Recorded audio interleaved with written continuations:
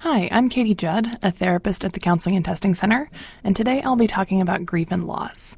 I want to give you some information about where grief comes from, what it can look like, and some strategies for coping with loss. Throughout this presentation, try to remember that grief is different for each person, and it may take time to find the coping strategies that work for you. The first things we want to discuss are the basics of grief. Where does grief come from? What does it look like? First and most importantly, grief is a normal reaction. It's what happens to pretty much every person who experiences a loss.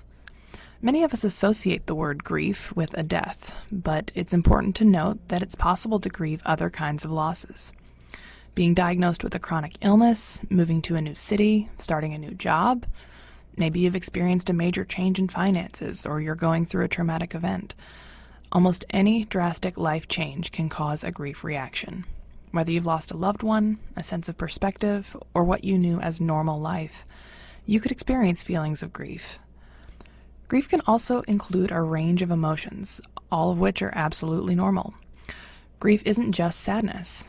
You might feel angry if the loss feels unfair or sudden. Maybe you feel guilty if you think you could have done something to prevent the loss, or if you think you should be grieving in a different way. Maybe you don't feel anything at all. Sometimes you can even feel positive emotions like relief, gratitude, or peace, especially if the time before the loss was full of tension and stress. Normal grief can involve any of these emotions, or a combination of them, so it's really common to feel more than one emotion at a time. Grief is also an individualized process. There really is no one right way to grieve, and grief can look different depending on the person and the type of loss. So we talked about the many different emotions that can contribute to grief, but the way these emotions are experienced can differ as well. Some people will feel one emotion more than the others. Maybe it's mostly sadness, with a little anger and guilt. Other people will feel many emotions at one time that all feel equally powerful. And still others may experience a cycle or sequence of emotions where numbness becomes sadness, becomes anger, becomes sadness again. Emotions can fluctuate, jump around, or fade into one another at different times.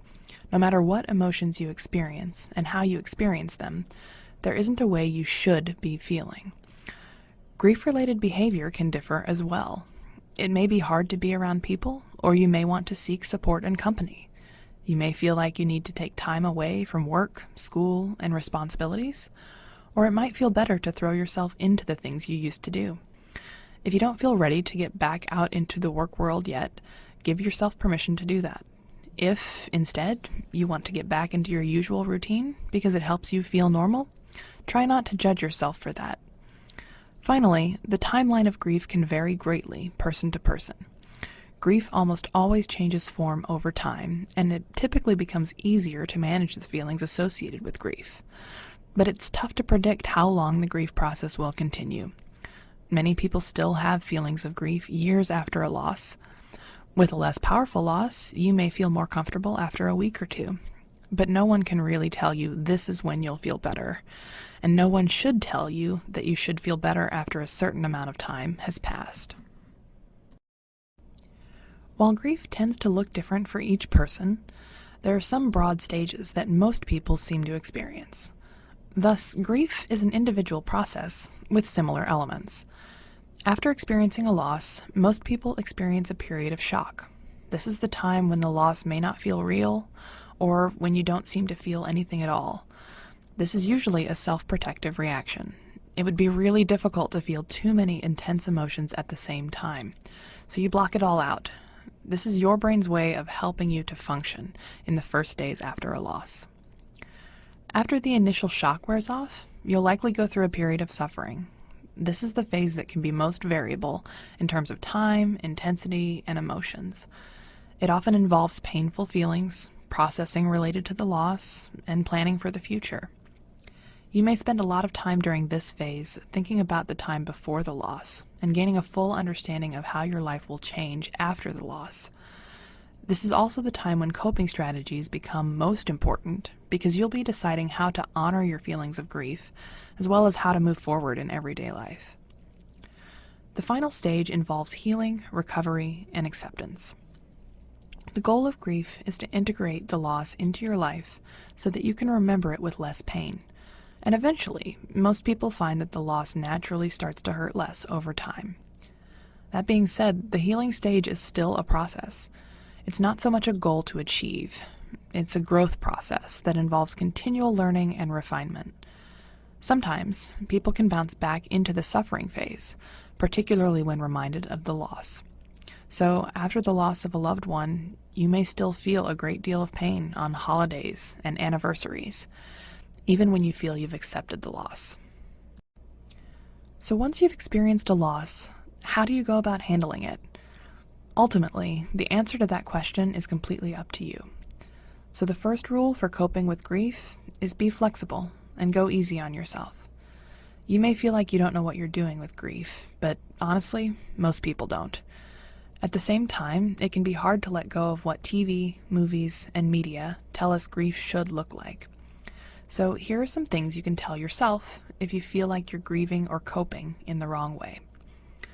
Step 1 is to recognize the danger and inaccuracy of shoulds.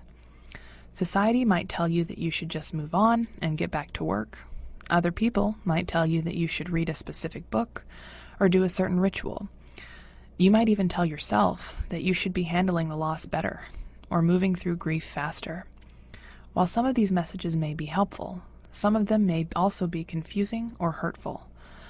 Some messages that might be helpful later in the grief process can actually make grief more difficult if you rush into them too fast. Your personal experience of grief is what matters, and you may need to remind yourself that shoulds aren't always helpful or accurate, even when they come from a well-meaning place. Just as there is no one right way to grieve, there's no one right way to cope. Step 2 is to give yourself time to grieve.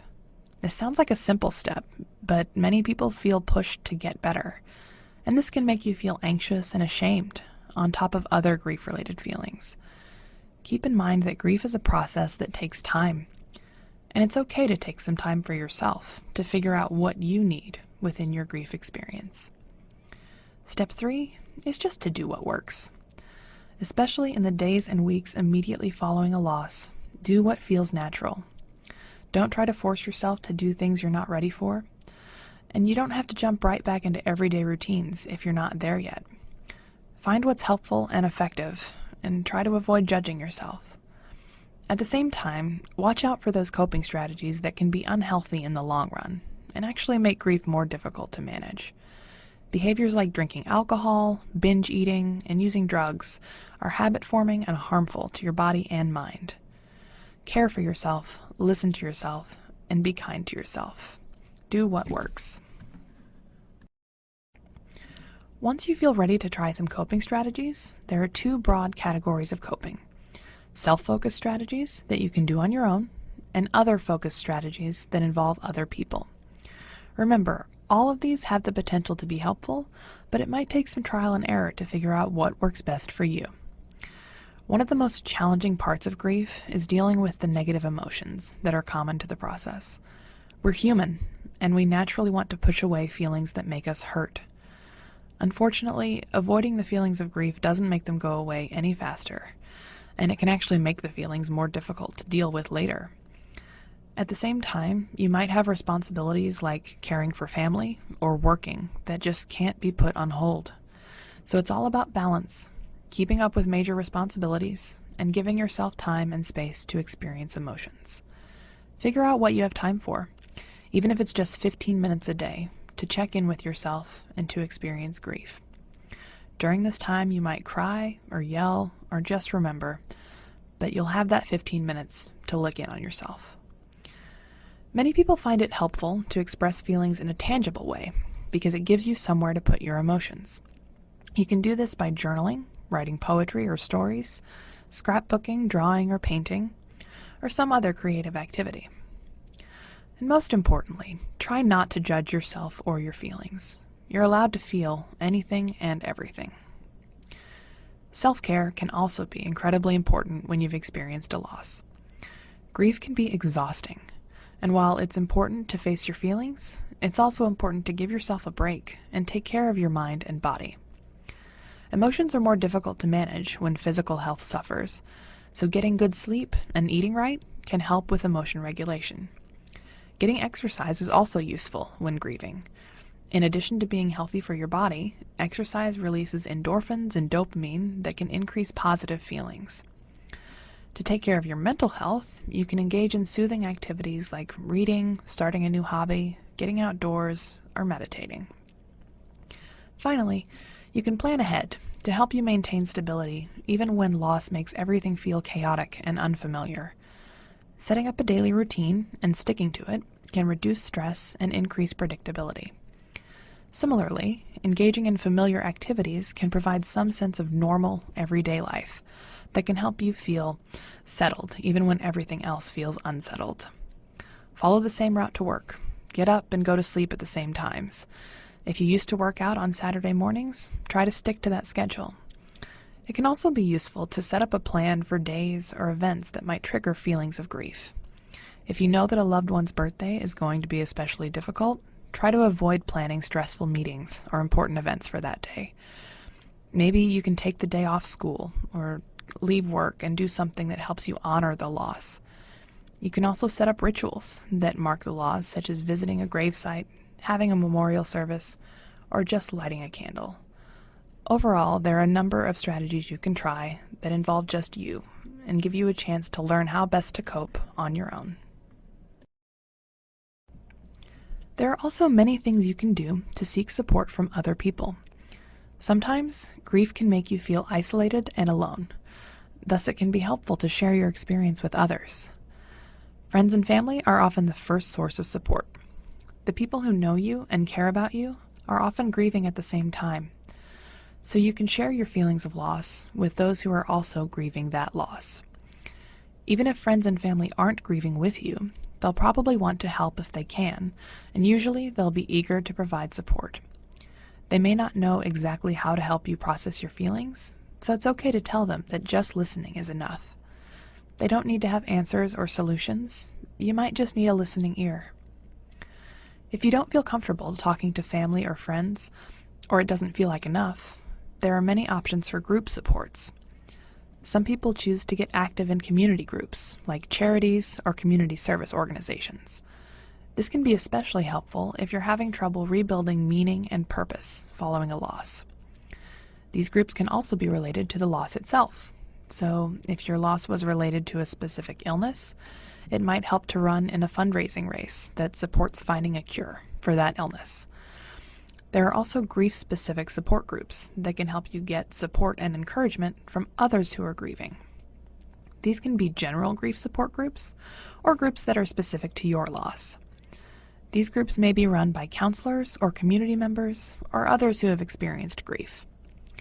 In-person groups can often be found by searching the internet, but there are also online groups and discussion boards that can be more accessible for people who live in rural locations or who don't feel comfortable in in-person groups. Lastly, if you identify with a religious or spiritual belief system, religious and spiritual groups can provide faith-based guidance and comfort. Another option for reaching out to others is through one-on-one counseling. Counseling can be very useful if you're struggling to function in day-to-day life, or if you just want to process your grief with an objective person in a safe, open environment. General counselors often see people who are grieving, and they can provide empathy and support.